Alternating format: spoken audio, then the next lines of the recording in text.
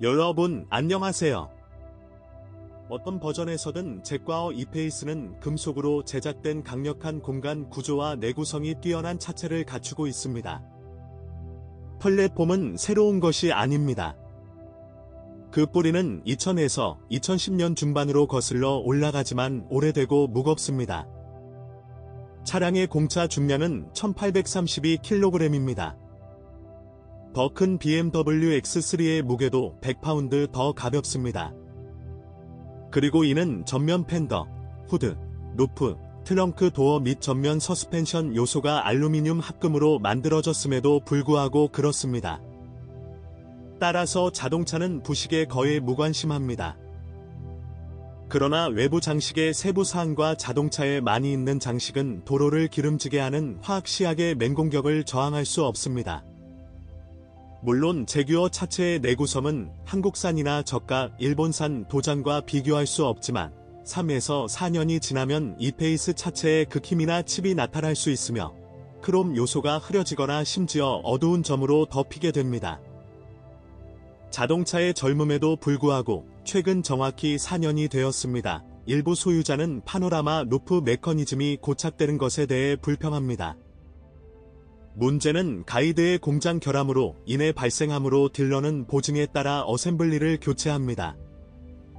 전문 센터에서는 조정하는 것만으로도 충분하다고 말합니다. 그러나 정기적 결함이 더 눈에 띕니다. 그러나 대부분은 엔진을 재시동하면 사라집니다. 그러나 심각한 문제도 발생하며 수리 비용은 꽤 많이 듭니다.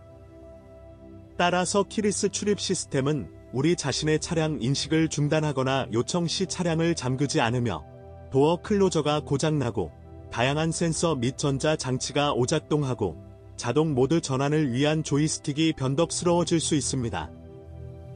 이러한 모든 오작동은 부동적이지만 본질적으로 자연스럽고 산발적으로 발생할 수 있습니다. 내비게이션 시스템 작동 시 성가신 오류에 대한 불만이 종종 있습니다. 일반적으로 소프트웨어를 업데이트하면 문제가 해결됩니다. 관심은 소프트웨어를 지속적으로 개설하고 있다는 점에 유의해야 합니다. 일반적으로 이페이스는 전자기기로 가득 차 있어 전류 누출이 매우 두렵습니다. 따라서 배터리에 대한 수요가 증가합니다. 특히 자동차가 자주 유유 상태인 경우 충전 상태를 지속적으로 모니터링해야 합니다. 또한 배터리는 자체 방전되기 쉬우며 이로 인해 전기 장비 고장이 발생합니다.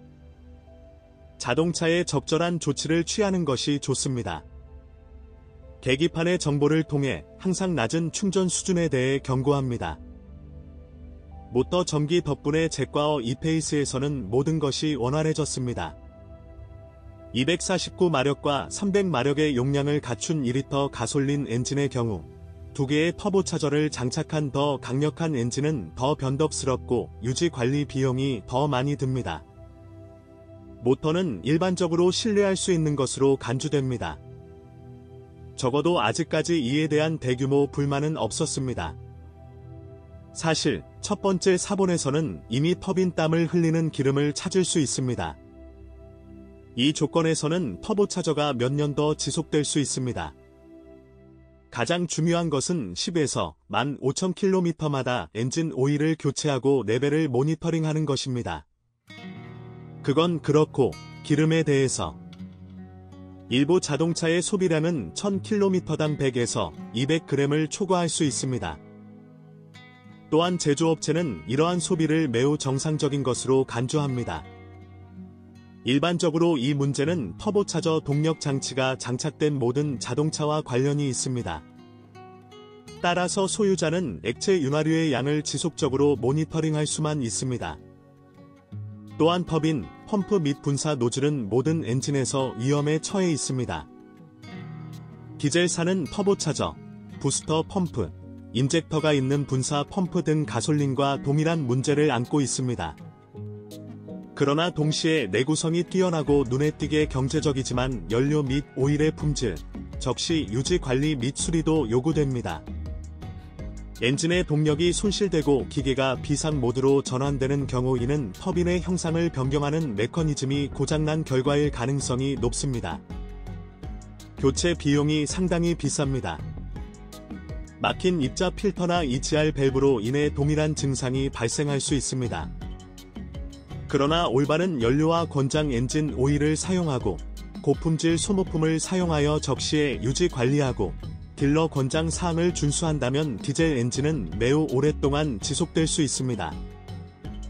좋은 서비스는 ZF 자동 변속기에도 해를 끼치지 않습니다. 처음에는 매우 신뢰할 만한 것으로 간주되지만 그렇더라도 지금까지 실패한 사례는 거의 없었습니다. 이는 유사한 장치가 장착된 다른 많은 자동차의 통계를 통해 확인됩니다. 보어고어너 클러치를 사용한 사륜 구동 변속기도 안정적입니다. 또한 유럽에는 전륜 구동 버전도 있지만 공식적으로 제공되지는 않았습니다.